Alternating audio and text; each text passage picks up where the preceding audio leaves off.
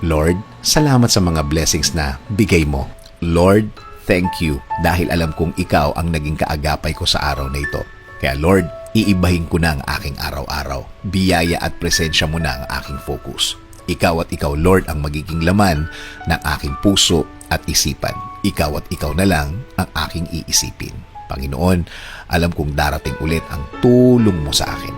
Alam kong magiging magaan na naman ang aking araw. Alam kong mas maaliwalas ang mga araw na darating dahil alam ko, Lord, na hindi mo ako iniwan. Alam ko, Lord, na ako itong lumayo. Ako itong nakalimot ng sandali. Pero ngayon, Lord, ikaw na ang magiging sentro ko ngayon. Ang mga pangako mo sa akin na tutulungan mo ako sa tuwing may problema ako, ang aking iisipin mula ngayon. Ikaw na din ang bahala sa aking pamilya, Lord. Ikaw na po ang sumama sa kanila sa lahat ng pagkakataon. Gawin mo ding safe ang kanilang mga araw ngayon. Please bless them today, Lord. In Jesus' name we pray. Amen.